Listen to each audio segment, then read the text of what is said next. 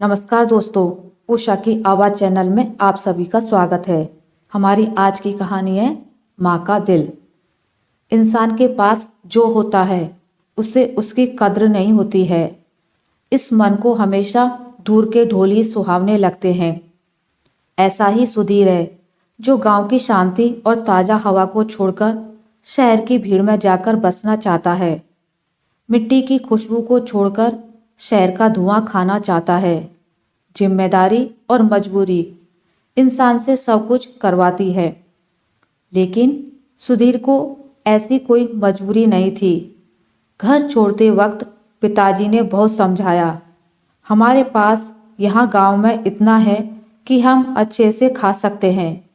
भगवान की दया से इतना हो जाता है। तू हमारा इकलौता लड़का है, हम चाहते हैं कि तू हमारे साथ ही रहे। लेकिन सुधीर मानने को तैयार नहीं था। उसने पिताजी से कहा, आपने पूरी जिंदगी गांव में गुजार दी, मैं यहाँ नहीं रहना चाहता हूँ। पिता ने कहा, हमने जो भी कमाया है तेरे लिए ही तो है, और फिर यहाँ की जमीन, घर और पशुओं को छोड़कर तू वहाँ जाकर छोटी सी नौकरी करना चाहता है। एक बार जो फितूर सर पर सवार हो जाता है वो इतना आसानी से कहाँ उतरता है। जवान बच्चे यह भूल जाते हैं कि माता पिता जो बात कर रहे हैं वो सिर्फ बात नहीं है, उनका अनुभव भी है। सुधीर नहीं माना और कहा कि अब पहले जैसा ज़माना नहीं रहा है। आप लोग इतना क्यों सोच रहे हो? मोबाइल है और वीडियो कॉल भी है। मैं रोज़ आपको दूर बैठा दिखाई भी दूंगा। सुधीर नहीं माना और शहर जाकर एक छोटी सी प्राइवेट नौकरी करने लगा। 8 से 10 घंटे की नौकरी से उसे कुल 15,000 मिलते थे। सुधीर ने फ़ोन पर माता पिता को बताया कि वो नौकरी करने लगा है। पिताजी ने फिर समझाया, बेटा हमें तेरी याद आती है, घर आ जा।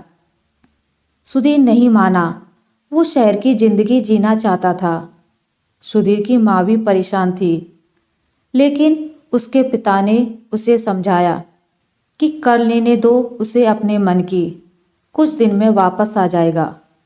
आखिर कब तक वो हमारे अनुभव से चलेगा, उसे भी अपना अनुभव तैयार करने दो। घर में जहाँ वो अपनी मर्जी से काम किया करता था, वहीं अब उसे किसी और की सुननी पड़ती थी। 2 महीने उसने कोशिश की, लेकिन फिर सुधीर को काम का कुछ ज़्यादा दबाव रहने लगा। प्राइवेट नौकरी में समय का कोई ठिकाना नहीं रहता था। घर पर बात करना धीरे धीरे कम होने लगा। करीब 4 दिन बाद जब उसने अपने घर का फ़ोन उठाया तो उसके पिता ने बोला, बेटा ऐसा क्या काम करना कि फ़ोन पर बात करने का समय ही ना मिले। बेटा 3 दिन पहले तेरी माँ का पैर टूट गया है। सुधीर ने पूछा, माँ अब ठीक है? पिताजी बोले, प्लास्टर चढ़ा है। सुधीर ने कहा, पापा आप वीडियो कॉल से बात करवा देना, अभी मुझे छुट्टी नहीं मिल सकती। गांव में ठीक से नेटवर्क न होने के कारण वीडियो कभी रुकती है, कभी दिखाई देती है, इसलिए अधिकतर वो सिर्फ बात किया करते थे। लेकिन आज माँ का पैर टूटा था। माँ ने फ़ोन पर बेटे से बात कर ली। बोली, मैं ठीक हूँ और हर माँ की तरह। तू कुछ खाता नहीं है क्या? देख कैसा मुंह निकल गया है तेरा। मैं कुछ दिनों के लिए वहाँ आ जाऊँ? सुधीर अपने दोस्तों के साथ एक छोटे से कमरे में रहता था। किराया ज़्यादा और जगह कम, इसलिए माँ को हमेशा मना करता था। जो गांव की ताज़ा हवा का आदी हो उसे शहर कहाँ भाएगा। माँ से बात करने के 3 दिन बाद ही सुधीर की तबीयत खराब हो गई। काम पर भी नहीं गया, वहीं कमरे में आराम कर रहा था।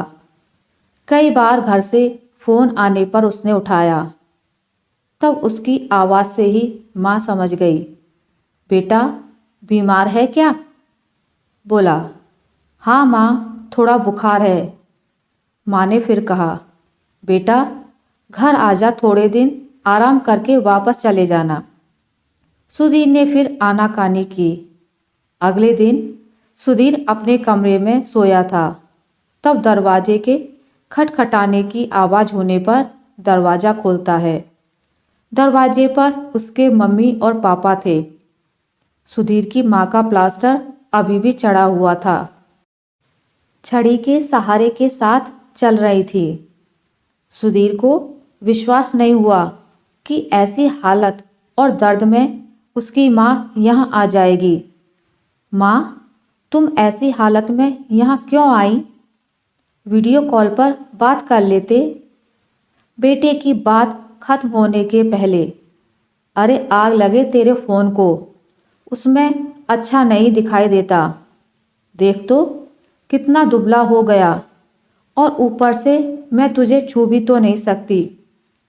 सुधीर ने अपनी आंखों के आंसुओं को बड़ी मुश्किल से रोका, क्योंकि उसे पता था कि उसके एक आंसू निकलने पर उसकी माँ के ना जाने कितने आंसू निकलेंगे।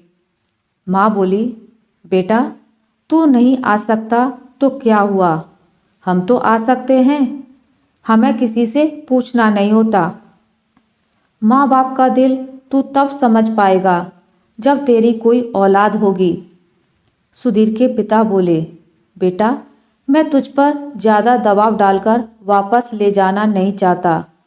मुझे लगा कि शायद इससे भी तुझे कुछ अनुभव होगा, लेकिन कभी भी परेशान मत होना और हमेशा सब कुछ अपने माता पिता से ज़रूर बताना, और जब तेरा मन करे तब घर आ जाना।